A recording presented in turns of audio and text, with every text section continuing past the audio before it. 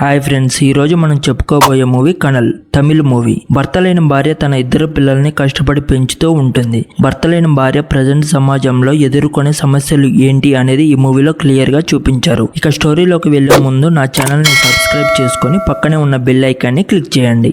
Movie start అవగానే Chennai city చూపిస్తారు. Chennai slum ఏరియాలో చిన్న రేకుల షెడ్ లో ఒక ఆమె ఉంటుంది. ఆమె పేరు శక్తి.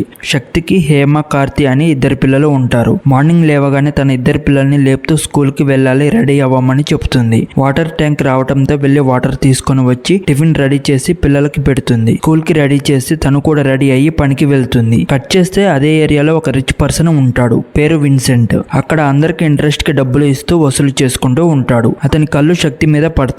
ఎప్పుడు తను వస్తా అని అంటుందా అని చూస్తూ ఉంటాడు. శక్తి ఒక ఇంట్లో పని మనిషిగా చేస్తుంది. ఆ ఇంట్లో స్వాతి అని రిచెస్ట్ ఫ్యామిలీ ఉంటారు. తన కొడుక్కి టిఫిన్ పెడుతుంది. ఆ బాబు తినడు. దానితో శక్తి ఆ టిఫిన్ అంతా డస్ట్బిన్ లో పడేస్తూ నా పిల్లలకి తినడానికి తిండి లేదు, వీళ్ళేమో ఇలా వేస్ట్ చేస్తున్నారు అని తన మనసులో అనుకుంటుంది. స్వాతి ఫ్రిడ్జ్ లో నుండి ఫ్రూట్స్ మంచివి తన దగ్గర ఉంచుకొని పాడైనవి సపరేట్ చేసి శక్తిని పిలిచి ఇస్తుంది. శక్తి ఇంటికి వచ్చి తన పిల్లలకి ఇవ్వడంతో వాళ్ళు చాలా హ్యాపీగా ఉంటారు. నెక్స్ట్ డే మార్నింగ్ స్వాతి ఇంటికి గెస్టులు వస్తున్నారు, త్వరగా రమ్మని కాల్ చేస్తుంది. దానితో శక్తి త్వరగా ఓనర్ ఇంటికి వెళ్లి వాళ్ళ బాబుని స్కూల్ కి తీసుకొని వెళ్తుంది. తర్వాత ఇంట్లో వర్క్ చేసేసి మళ్ళీ వాళ్ళ బాబుని తీసుకొని ఇంటికి వస్తూ ఉండగా తన పిల్లలు స్కూల్ నుండి వెళ్తూ రోడ్డు దాటడం చూసి బాధపడుతుంది. తర్వాత ఆ బాబుని డ్రాప్ చేసి ఇంటికి వస్తూ ఉండగా విన్సెంట్ అక్కడే ఉంటాడు. శక్తిని చెడు ఉద్దేశంతో చూస్తూ ఉంటాడు. శక్తి పట్టించుకోకుండా అక్కడ నుండి ఇంటికి వెళ్తుంది. అదే రోజు నైట్ ఇద్దరు పిల్లలకి అన్నం పెట్టేసి హాఫ్ ఎగ్ వేస్తుంది. ఎప్పుడు సగం ఎగ్ వేసుకుని నాకు మొత్తం ఎగ్ కావాలని కార్తీ అంటాడు. శాలరీ వచ్చాక ఫుల్ ఎగ్ వేస్తా అని అనుకుంటూ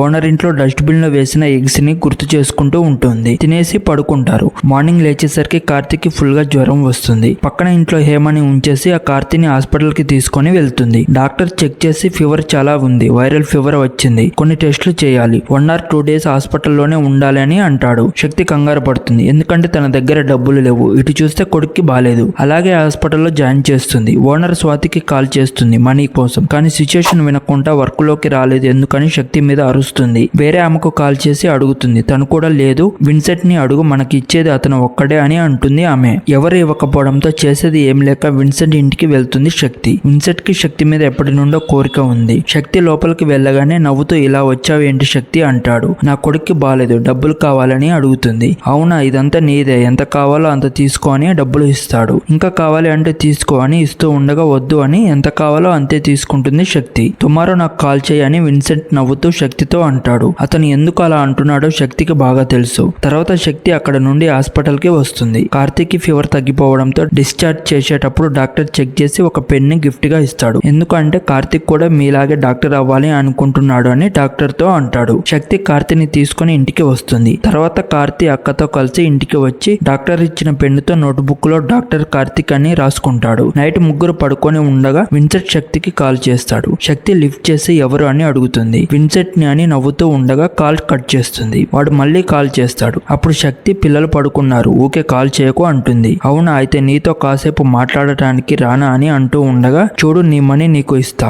కాల్ చేయకు అని కోపంగా అనేసి మొబైల్ కట్ చేసి స్విచ్ ఆఫ్ చేస్తుంది. నా కాల్ నే కట్ చేస్తావా, నేనేంటో చూపిస్తా అని అనుకుంటూ ఉంటాడు విన్సెంట్. ఇంతలో కూతురు లేచి ఏమైందని అడుగుతుంది. నువ్వు హాస్పిటల్ కి వెళ్ళాక ఆ అంకుల్ నేను రాను అన్నా నన్ను బైక్ మీద తీసుకొని వెళ్ళాడు, నాకు చాలా భయం వేసిందని అంటుంది. విన్సెంట్ నన్నే కాదు నా కుటుంబాన్ని కూడా వదలటం లేదు అని ఇద్దరు భయంగా అలాగే పడుకుంటారు. మార్నింగ్ లేచి కిరాణంకి వెళ్తూ ఉండగా ఒక ఆమె శక్తిని పలకరించి ఇంట్లోకి పిలుస్తుంది. ఇంట్లో అటు ఇటు చూస్తూ ఉండగా విన్సెంట్ షర్ట్ అక్కడే ఉంటుంది. ఈ షర్ట్ ని ఎక్కడో చూశానని అనుకుంటూ ఉండగా విన్సెంట్ ని గుర్తు చేసుకుంటుంది. అంతలో ఆమె వచ్చి బాధపడుతూ ఏం చేయాలో నాకు తెలియదు, వాడి దగ్గర తలకు మించి అప్పు చేశాను, నా మొగుడు నన్ను వదిలేసి వెళ్ళాడు, మళ్ళీ రాలేదు, ఉన్నాడో పోయాడో కూడా తెలియదు, అప్పు తీర్చలేకపోయాను, విన్సెంట్ డైలీ వచ్చి తిట్టేవాడు అని బాధపడుతూ నువ్వు ఎంత కష్టం వచ్చినా వాడి దగ్గర మాత్రం అప్పు తీసుకోమాకు అని అనటంతో ఆల్రెడీ అప్పు తీసుకున్న శక్తి ఆలోచిస్తూ బయటికి వస్తుంది. కట్ చేస్తే వర్క్ చేసి స్వాతికి చెప్పేసి వస్తూ ఉండగా శక్తిని పిలిచి శాలరీ ఇస్తుంది. అమౌంట్ తక్కువ ఇవ్వడంతో అడుగుతుంది. ఈ మంత్ 3 days లీవ్ పెట్టావు కదా, అందుకే కట్ చేశాను అని స్వాతి అంటుంది. నా కొడుక్కి బాలేదు అందుకే రాలేదు అని చెప్పినా కూడా వినిపించుకోకుండా వెళ్ళమని అంటుంది.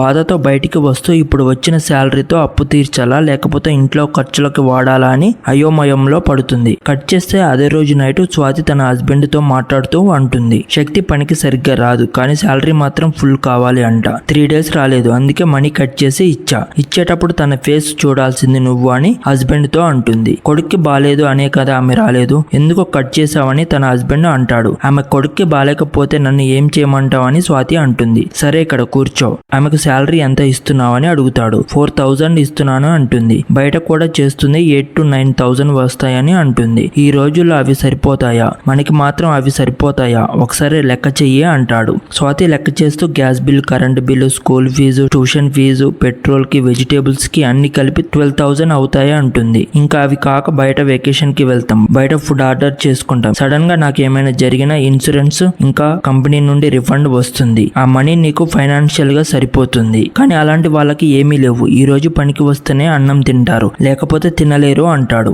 అలాంటి వాళ్ళకి మనం హెల్ప్ చేయాలని అంటాడు భర్త. అలా అని అందరికి హెల్ప్ చేయాలా అంటుంది స్వాతి. అందరికి చేయాల్సిన అవసరం లేదు, మన చుట్టూ మన మీద డిపెండ్ అయిన వాళ్ళకి మనం హెల్ప్ చేస్తే చాలు. దేవుడు మనకిచ్చిన దాంట్లో మన అనుకున్న వాళ్ళకి హెల్ప్ చేయాలి, సరేనా అని ఇంట్లోకి తీసుకొని వెళ్తాడు. లోపలికి వెళ్ళాక స్వాతి అలాగే ఆలోచిస్తూ ఉంటుంది. అప్పుడే భర్త లేచి ఏంటి ఇంకా పడుకోలేదా అంటాడు. శక్తి గురించి ఆలోచిస్తున్నా అని అంటుంది. తను రేపు వస్తుంది గాని పడుకో అంటాడు. పడుకొని లేచి రెడీ అయ్యి శక్తి కోసం వెయిట్ చేస్తూ ఉంటుంది. ఇంకా రాకపోయేసరికి కాల్ చేస్తుంది, కానీ కాల్ కలవదు. అలాగే వెయిట్ చేస్తూ ఉంటుంది. ఎంత వెయిట్ చేసినా శక్తి రాదు. అలాగే కాల్ చేస్తూ ఉంటుంది, అయినా ఫోన్ కలవదు. కట్ చేస్తే ఇంతకు ముందు శక్తి శాలరీ తీసుకొని బాధపడుతూ స్వాతి ఇంట్లో నుండి బయటికి వస్తుంది. అలా బయటకు వచ్చిన శక్తి విన్సెంట్ దగ్గరికి వెళ్లి మనీ ఇస్తుంది. అంత తొందర ఎందుకు, నీ దగ్గరే ఉంచుకో అని వాడు అంటాడు. నాకు వద్దు అన్నా, నీ డబ్బులు నువ్వు తీసుకో అంటుంది. అన్నా అంటే ఎందుకు, లవర్ అనాల్సింది అంటాడు. దానితో కోపం వచ్చి శక్తి నీ డబ్బులు నువ్వు తీసుకొని ఉండు, అంతేకాని మా ఇంటికి వచ్చినా నా జోలికి వచ్చినా బాగోదు అని అంటూ ఉండగా